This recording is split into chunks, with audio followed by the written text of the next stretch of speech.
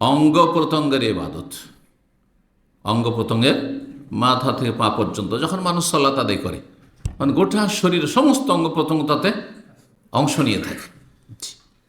এমনকি জবান, বরং সালাত সবচেয়ে গুরুত্বপূর্ণ ইবাদত। হ্যাঁ, তাওহীদের পরে। কেন? কারণ সালাতে অন্তরও ইবাদত করে, জবানও ইবাদত করে।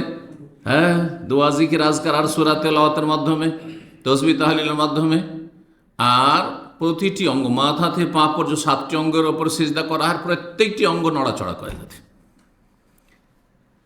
সুতরাং সবচেয়ে ব্যাপক এবং গুরুত্বপূর্ণ ইবাদত হচ্ছে সালাত, নামাজ। জি, এই জন্য নামাজ ছাড়া ইসলাম নেই। নামাজ ছাড়া যেই ব্যক্তির নামাজ পড়েই নেয় তার ইসলাম নেই। এটা হচ্ছে হক, এটা হচ্ছে সত্য। কখনো বেনামাজি মুসলিম আছি এই আশা রাখেন না। আপনার সামনে দুটো চয়েস। মুসলিম থাকতে চান, 5 ওয়াক্ত কমপক্ষে 70 রাকাত নামাজ পড়ে দেন মিনিমাম মুসলিম থাকার জন্য, সর্বনিম্ন। আর এইরকম প্রতারণায় থাকিয়েন না শয়তানের। শয়তান ধোকা দিয়ে রেখেছে আমি অনেক ভালো কাজ করছি, বাপ মাকে দেখছি, ছেলে মেয়ে মানুষ করছি, ভাই বোন মানুষ করলাম, আর ভাই বোন সবকে বিদেশে নিয়ে আসলাম, কিছুই কাজে আসবে না যদি 5 ওয়াক্ত নামাজ আর তার আগে তাওহীদ ঠিক না থাকে। আল্লাহ বোঝার তৌফিক দান করেন। এক আল্লাহর ইবাদত করতে হবে, এটি সবচেয়ে বড় আল্লাহর হক। তার সাথে যেন শিরক না হয়। একটু গভীরভাবে চিন্তা করে দেখুন এই বিষয়টি। সূরা ফাতিহা নিয়ে যদি দেখেন আপনি, সূরা ফাতিহাতে যখন বান্দা প্রথম আল্লাহর গুণগান করছে, গুণগান করার পরে যখন প্রথম ঘোষণা দিচ্ছে, তখন ইবাদতের কথা বলছে, ইয়্যাকা না'বুদু ওয়া ইয়্যাকা নাস্তাইন। 3.5 আয়াত, প্রথম 3 আয়াত চলে গেল। আলহামদুলিল্লাহ রাব্বিল আলামিন আর রহমানির রহিম মালিকি ইয়াউমিদ্দিন, আল্লাহর গুণগান করলেন। ইয়্যাকা না'বুদু, এখন অঙ্গীকার, আল্লাহ একমাত্র তোমারই ইবাদত করি, যে জন্য তুমি আমাকে সৃষ্টি করেছো, মানব জাতিকে সৃষ্টি করে জিনকে সৃষ্টি করেছো। এটা আমার জীবনের মুখ্য উদ্দেশ্য। ওয়া ইয়্যাকা নাস্তাইন, আল্লাহর কাছে সাহায্য কামনা করো, এটিও ইবাদত। জি, গুরুত্বপূর্ণ ইবাদত। দোয়া গুরুত্বপূর্ণ ইবাদত। ইহদিনাস সিরাতাল মুস্তাকিম, ইয়্যাকা নাস্তাইনও দোয়া, আর তারপরে বাক্যগুলি সেগুলিও দোয়া। জি, তারপরে আরেকটি বিষয় চিন্তা করে দেখুন, কোরআনে কারীম নিয়ে গভীরভাবে চিন্তা করে দেখুন, যাতে হেদায়েত রয়েছে। কোরআন যত বেশি গভীরে গিয়ে চর্চা করবে, অধ্যয়ন করবে, সে তত বেশি হেদায়েত পাবে জান্নাতের, এবং জাহান্নাম থেকে দূরে থাকবে। প্রথম সূরা বাকারা, মানুষকে আল্লাহ 3 ভাগে ভাগ করেছেন। প্রথম বলেছেন কাদের কথা? হুদাল লিল মুত্তাকিন, মুমিন মুত্তাকি আল্লাহ ভীরুদের কথা, যারা আল্লাহর মনোনীত বান্দা, ভালো মানুষ। তারপরে খাঁটি কাফের, এর বিপরীত একেবারে, ইন্নাল্লাযিনা কাফারু সাওয়াউন আলাইহিম আনজারতাহুম লাম তুনজিরহুম লা ইউমিনুন, কাফেরেরা। খাতাম আল্লাহু আলা কুলুবিহিম, আল্লাহ ওদের অন্তর মোহর মেরে দিয়েছে, হয়ে গেল। ওটাও সংক্ষেপে, খাঁটি কাফের, খাঁটি মুমিন, 2 দল হইল। তারপরে ওমিনান নাস মান ইয়াকুলু আমান্না বিল্লাহি ওয়া বিল ইয়াউমিল আখির ওয়া মা হুম বিমুমিনিন। তারা কারা? মুনাফিক, কপট। বাহ্যিক ঈমান ইসলামের কথা বলে, অথবা জন্মসূত্রে মুসলিম হয়ে মুসলিম সমাজে বাস করে, সেই জন্য দুনিয়ার স্বার্থে নিজেকে মুসলিম বলে পরিচয় দেয়, কিন্তু তারা ইসলাম বিদ্বেষী, তারা হেজাব পর্দা বিদ্বেষী, পর্দার শত্রু, তারা ইসলামী শিক্ষার শত্রু, তারা মসজিদ মাদ্রাসার শত্রু, তারা ইসলামী দাওয়াতের শত্রু, ইসলামের খেদমতের শত্রু, ইসলাম মুসলিমরা শক্তিশালী হোক তার শত্রু তারা, এবং তারা কাফেরদের খাদেম, দোসর। তারা এরা হচ্ছে আরও নিকৃষ্ট, কারণ এরা ঘরের শত্রু। ঘরের শত্রু মারাত্মক শত্রু। ঘরে একই উঠানে বাস করছেন শত্রুকে নিয়ে, তাহলে আপনি বাঁচতে পারবেন না। আপনার গেট বন্ধ রেখেছেন, কিন্তু ঘরেই তো দুশ্মন আছে, যে কোনো সময় আপনাকে মেরে দিতে পারে, কেমন করে বাঁচবেন তার থেকে? তো মুনাফিক সবচেয়ে বিপজ্জনক। এই জন্য তাদের কথা বিস্তারিত আল্লাহ বর্ণনা করেছেন। এই মানব জাতি 3 ভাগ বিভক্ত, আর তারপরে সবাইকে সম্বোধন করে বলছেন, মুসলিমদেরকেও, মুত্তাকিনদেরকে, কাফেরদেরকে, মুনাফিকদেরকে, ইয়া আইয়ুহান নাস, হে মানব সকল। আয়াতটি ভালো করে দেখুন, সূরা বাকারা আয়াত নম্বর 21। ইয়া আইয়ুহান নাস, হে মানব সকল, মুসলিম হও আর কাফের অমুসলিম হও, আর মুনাফিক কপট হও, প্রকাশ্য শত্রু হও, গোপনীয় শত্রু হও, শোনো তোমরা মানুষ, তোমাদের সকলকে আমি এই জন্য সৃষ্টি করেছি কি অবদু রব্বাকুম, তোমাদের রব যিনি পালনকর্তা, যিনি তোমাদের প্রতিপালন করেছেন, তোমাদেরকে না থেকে জিরো থেকে হিরো করেছেন। কত ক্ষীণ কত দুর্বল ছিলে, মাতৃগর্ভে তোমরা কতগুলি স্তর পার হয়েছে, আর ছিলে কোথায় সে ঘৃণিত শুক্রবিন্দু আকারে বীর্যের আকারে ছিলে, আর তারপরে শক্তিশালী হলে, আর তারপরে রবকে অস্বীকার করলে, যে রব তোমার লালন পালন করলেন তোমাকে। অবদু রব্বাকুমুল্লাযী খালাকাকুম, সেই রবের ইবাদতবন্দি করো যিনি তোমাদেরকে সৃষ্টি করেছেন। ওয়াল্লাযীনা মিন ক্বাবলিকুম, আর তোমাদের পূর্বে যত সৃষ্টি আছে সবকে আল্লাহ সৃষ্টি করেছে। লাআল্লাকুম তাত্তাকুন, যদি রবের ইবাদতবন্দি করো, মালিকের সাথে সম্পর্ক রাখো, তাহলেই তোমরা আযাব থেকে বাঁচতে পারবে। তাত্তাকুন, তাহলে আল্লাহর আযাব থেকে, আল্লাহর গজব থেকে, জাহান্নাম থেকে বাঁচতে পারবে। জি, তাহলেই তোমরা সংযমশীল হবে। তো এইভাবে আল্লাহর ইবাদতবন্দির কথা কোরআনে এখানে বহু আয়াত রয়েছে। যত নবী রসুলকে পাঠিয়েছেন সবাইকে একই হুকুম দিয়েছেন। কি জন্য পাঠিয়েছেন তাদেরকে? যে মানব জাতি যারা বিভ্রান্ত, যারা দিশেহারা, যারা চেনে না আল্লাহকে, কি জন্য আল্লাহ দুনিয়াতে পাঠিয়ে তাই জানে, লক্ষ্য উদ্দেশ্য জানে না, তাদেরকে চেনাও, জানাও, পরিচয় করিয়ে দাও রবের সাথে।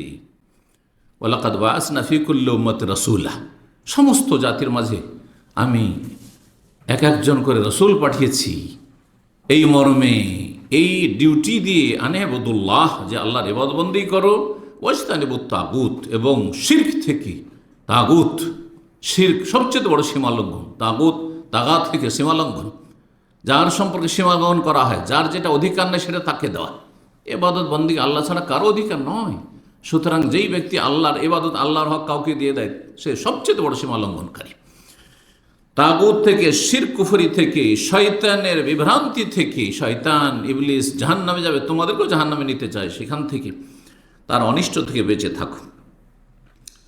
আল্লাহ রাব্বুল আলামিন আরও বলেছেন, যে কোনো নবী পাঠিয়েছে, ওমা আরসালনা মিন ক্বাবলিকা মিন রাসূলিন, হে নবী তোমার পরে যত নবীর রসুল পাঠিয়েছি, ইল্লা নূহি ইলাইহি, তাদের সবাইকে ওয়াহি করেছি, আন্নাহু লা ইলাহা ইল্লা আনা, আমি ছাড়া কেউ সত্য মাবুদ উপাস্য নেই, ফাবুদুন, সুতরাং আমারও ইবাদতবন্দি করো।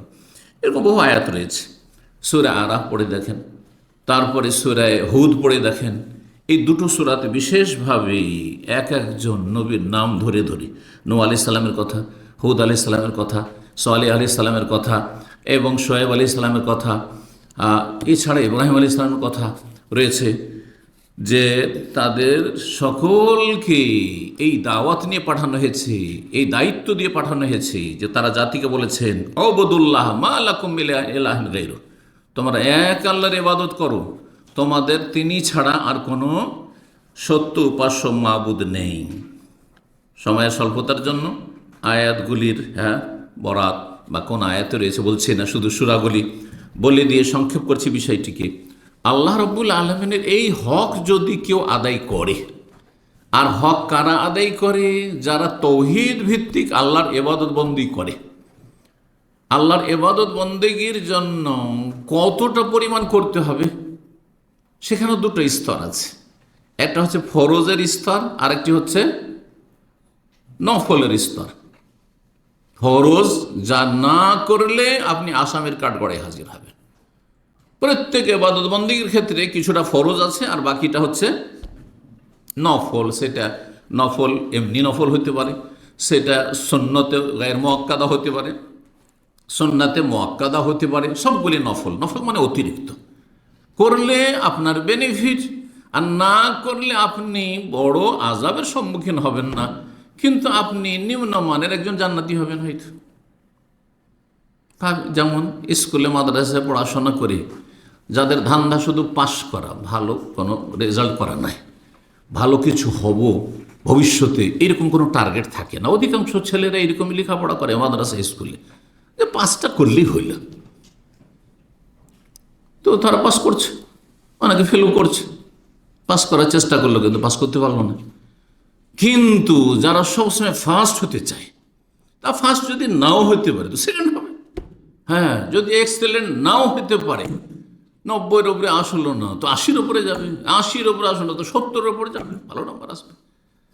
তো যারা ভালো উচ্চ মর্যাদা চাইবেন আল্লাহর কাছে দুনিয়া এবং আখেরাতে, আর মূলত আখেরাত, এবাদতবন্দির উদ্দেশ্যই না যে দুনিয়াতে সুখী হবে সেই জন্য ইবাদত করছি, এটা কখনো যেন এই তুচ্ছ গরজ না থাকে। এটা বোনাস আল্লাহ দিতে পারেন।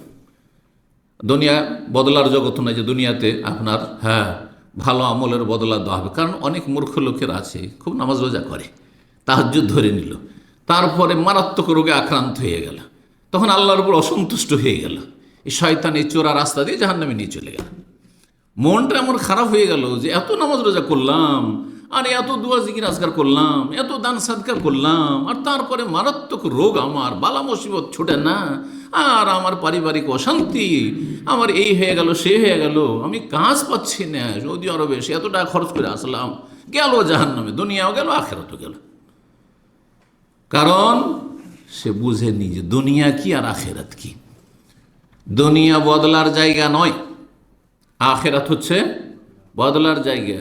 আখেরাত কাজের জায়গা নয়, সেখানে আমল করার কোনো সুযোগ নেই। মরার পরে যেমন আমলের সুযোগ নাই, কিন্তু বদলা আছে, প্রতিদান আছে। ঠিক তেমনি দুনিয়াতে বদলা নাও পেতে পারেন, আর যদি আল্লাহ দিয়ে দেন তো জানো এটা বোনাস, আসলে এটা আমি টার্গেট করিনি, কখনো করবেন না এটা টার্গেট, যে নামাজ রোজা করছি যাতে আমি সুস্থ থাকি, নামাজ রোজা করছি যাতে আমি পয়সাওয়ালা হয়ে যাই, নামাজ রোজা করছি যাতে আমার ছেলেগুলো সব নেক হয়ে যায়, সব যেন বড় যোগ্য হয়ে যায়, ইত্যাদি ইত্যাদি। না না না, কখনো এই তুচ্ছ নিয়ত করবেন না, তাই মানে ইসলাম বুঝেননি। তো আল্লাহর এবাদত বন্দিগির জন্য আল্লাহ সৃষ্টি করে, যদি আল্লাহর এবাদত বন্দিগি করেন তাহলে কি ফল রয়েছে, কি ফল রয়েছে কার জানা আছে? আল্লাহর হক যদি আদায় করে দেন তো আল্লাহর ওপর আপনার আমার হক কি? হক এক পক্ষ থেকে হয় না, দুই পক্ষ থেকে হয়, তাই না? এই জন্য বলা হয় স্বামী স্ত্রীর হক। এখন আপনি স্বামী হিসাবে শুধু স্ত্রীকে বলে এই তোমাকে হক আদায় করতে হবে, তোমাকে হক আদায় করতে হবে, আর আপনার এইদিকে ভরণ পোষণ দিচ্ছেন না, এইদিকে তাকে সময় দিচ্ছেন না। আজকাল বড় ফিতনার যুগ, মোবাইল ফিতনার যুগ, পয়সা বড় ফিতনার, এই পয়সার এই যে বড় ফিতনার যুগ, এই যে পয়সার যুগ, যার ফলে পয়সার প্রতিযোগিতায় আর এই ইন্টারনেট আর স্মার্টফোনের ফিতনায় স্ত্রীদের হককে সর্বনাশ করে দিচ্ছেন অধিকাংশ লোকেরা। আর তারপরে স্ত্রী যাতে করে যখনই বাসায় যাব খাবার যেন প্রস্তুত থাকে, যা আমি চাই সেটা সবসময় যেন রেডি থাকে, আমার মনের উল্টা যেন কোনো কিছু না হয়। আরে আপনি যেমন চাইছেন তো আপনারও করণীয় রয়েছে, একদিক থেকে হয় না। রবের জন্য উত্তম দৃষ্টান্ত রয়েছে, রবও ঠিক আল্লাহর ইবাদত বন্দেগী যদি করেন আপনি, তাহলে আল্লাহ রব্বুল আলামিন কখনো আযাব দেবেন না। আল্লাহর কখন আযাব দেওয়ার ইচ্ছা নেই যদি আপনি নিজের থেকে আযাবকে আপনি বেছে না নেন। আল্লাহ যেন বোঝার তৌফিক দান করেন। এই মর্মে একটি হাদিস শুনে আপনাদেরকে, মুআয ইবনে জাবাল রাদিয়াল্লাহু তাআলা আনহু থেকে প্রসিদ্ধ হাদিস, সহিহ বুখারী সহিহ মুসলিমে রয়েছে। কিছু ভাষার পার্থক্যের সাথে যেই হাদিসটি পড়ে শোনাচ্ছে সেটি সহিহ মুসলিমের ভাষা। বলছেন মুআয ইবনে জাবাল যে কুনতু রিদফা রাসূলিল্লাহ সাল্লাল্লাহু আলাইহি ওয়াসাল্লাম, আমি রাসূলুল্লাহ সাল্লাল্লাহু আলাইহি ওয়াসাল্লামের বাহনের পিঠে পেছনে চেপেছিলাম। রেদিফ বলা হয় যে পিছনে চাপে। কিসের ওপর? বাহনটি ছিল গাধা, গাধার পিঠে চাপতেন। আজকাল যেমন অনেকের জন্য সাইকেলে চড়া মানাহানি, যারা কারে চড়ায় অভ্যস্ত, মোটর সাইকেলে হোন্ডাতে চড়ায় মানাহানি। কারণ আপনার মধ্যে আমার মধ্যে একটু অহংকার কাজ করছে, সেই জন্য নবী সাল্লাল্লাহু আলাইহি সাল্লাম উম্মতকে শিক্ষা দেওয়ার জন্য, অথচ তার উট আছে, ঘোড়ার ব্যবস্থা হয়তো আছে, তারপর খচ্চরও চেপেছেন আর গাধার পিঠেও চেপেছেন। আজকাল যদি কোনো মানুষকে দেখে নেন, একটা সাধারণ মানুষ যে গাধার পিঠে, আরে কী করেছি, তাই না? যাতে করে অহংকার মুক্ত হওয়া বাস্তবে প্রমাণিত হয়। জি, সবসময় অহংকার মুক্ত থাকতে হবে। জি, আমি যে কোনো পরিস্থিতিতে যে কোনো জিনিসকে আমি বরণ করে নিতে পারবো। জি, এই স্বেচ্ছায় আপনাকে বলছি না যে সাইকেলে চড়তে হবে, কিন্তু সেটাকে মানহানি মনে করবেন না। হতে পারে আল্লাহ আপনাকে আকাশ থেকে নিচে নামিয়ে দিতে পারেন।